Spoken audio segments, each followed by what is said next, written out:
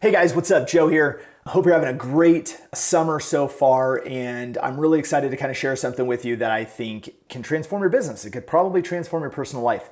And I've seen this posted a lot the past few days, really. And it's something that I didn't realize we kind of have done naturally in my companies, but I didn't know there was actually terminology around it or there was actually a method around it.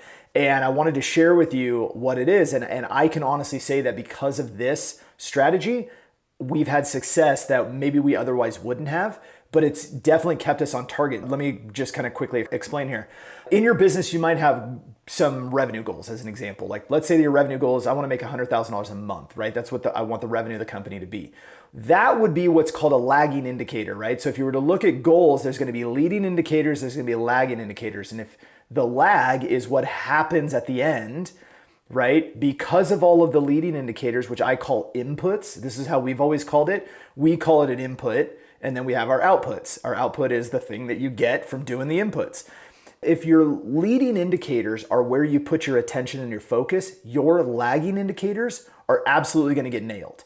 So when you have a goal of $100,000 a month, a lot of the challenges is that people set these goals and they keep talking about it. They keep focusing on that. And that's all of that. But what we have always done instead, which I find fascinating that now it's really getting verbalized and people are talking about it, is we've always focused on the inputs, on all the little things that have to happen on a daily basis. And that's the only thing that people are responsible for.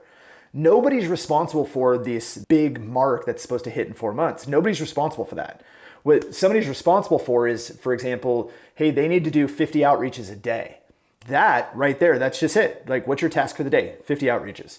I need to reach out and, touch base with 50 qualified potential clients, right? The prospects.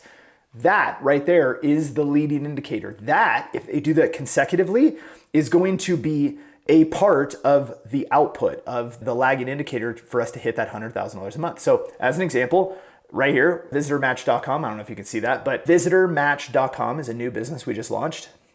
It's a data supplying company. And what we do is put a pixel on your website. You get anonymous visitors to your website that don't convert into leads. We match anywhere from 40 to 70% of the profiles of the people who visited your site. So you're getting the data, name, email, phone number, address, lots of other data of the person who just visited your website but didn't do anything. So instead of trying to retarget somebody based on the ad platform, you can actually have very rich data. You can use that as an ad audience. You can do cold email outreach. You can do cold calling. And it gives you a ton more data, right, to be able to work with. And so what we're seeing, huge results. It's increasing ad efficiency by 200%. It's improving ad costs and dropping those by like 35%. Really, really powerful stuff. Super exciting to do. But when we're talking about the leading indicators versus the lagging indicators, our goal was to find out if this could actually become a company, right? And so I said, it becomes something to pursue as a company the moment we hit 20 clients. If we can get 20 people to pay us money, we're set. So we started landing page, not really any branding. It was just kind of like, hey, we're doing this data supply thing. So we started there and we literally had somebody, needed to make phone calls and we needed to do cold outreach, email, and we're gonna see what we get. So we sent approximately 2,000 emails to an audience. We did not run any ads. We made about 500 phone calls. And of those, all of that combined, we ended up with 19 clients. And of those 19 clients, that's $19,000 a month, right? That's more than most people are ever gonna bring into their business. So we did that and we said, okay, this is a real thing now. Build a brand, build a website, do the real thing, and then now let's actually start to push this. And so all we're focused on is that somebody has a job, they need to reach out to 50 people a day. Somebody else has a job and they need to dial 100 people a day. We're gonna begin running ads here in the next couple weeks, but we've had explainer videos created and we did FAQs, and I knew that I needed to be the person to explain the FAQs. So I sat down and I said, look, I just need to make an FAQ video. I need to do this. We need to do this. I have a copywriter who needs to do that.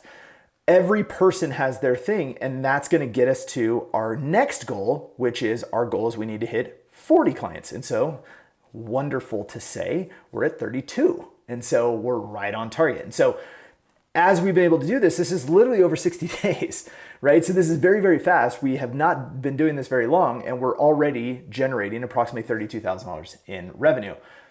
I believe it's because of where we put our attention and where we put our focus. We are not trying to get to $100,000 a month as an end all be all. What we're trying to do is execute 50 outreaches a day. We're trying to execute 100 phone calls a day. We're trying to execute one FAQ video a day, right? Because that's what I believe I can output. Everybody's got these little leading indicators, these leading goals that will give us the output that we want. So the inputs equal the outputs. So there you go. That's something that I think is fascinating. It's working really, really well for us. So I would say focus on your inputs. And if you are doing all of those inputs all the time, you will absolutely nail your outputs. There you go.